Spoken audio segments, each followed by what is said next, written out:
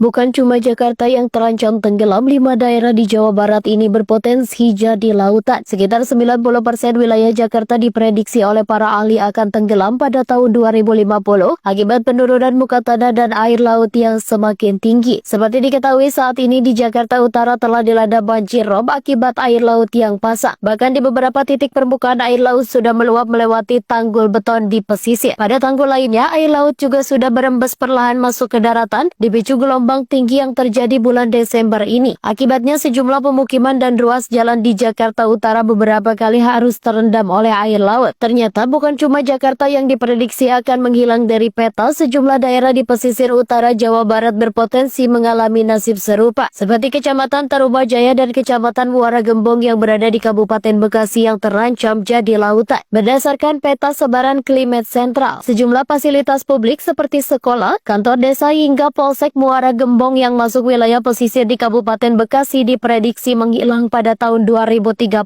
Selanjutnya ada sejumlah kecamatan di Kabupaten Karawang yang diprediksi tenggelam akibat naiknya ketinggian permukaan air laut. Total ada 7 kecamatan di Karawang yakni Pakis Jaya, Batu Jaya, Tirta Jaya, Cibuaya, Pedes, Cilamaya Kulon, dan Cilamaya Wetan. Diprediksi dalam waktu antara 5 hingga 6 tahun ke depan sejumlah kecamatan tersebut tak lagi jadi daratan. Masih di pesisir utara Jawa Barat, Climate Central juga diprediksi sejumlah daerah di Subang akan tenggelam pada tahun 2030. Beberapa wilayah di pesisir yang terkena imbas yaitu Kecamatan Cilabaya Girang, Blanakan, Sukasari, Legon Kulon, Pamanukan, Pusaka Negara, hingga Patimban. Ancaman tersebut juga berdampak pada keberadaan Pelabuhan Patimban yang diproyeksikan menjadi pelabuhan terbesar seperti Tanjung Priok. Lalu ada Kecamatan Sukro, Patrol, Indramayu, Kadanghaur, Losarang, Catinggi, Pasekan, Balongan, Jantinyuat, Karangampel, Kerangkeng, de Indramayu. Dalam peta yang dirilis Climate Central, ancaman tersebut terlihat sudah mengepung area alun-alun Indramayu. Daerah tersebut di Jawa Barat yang diprediksi tenggelam pada tahun 2030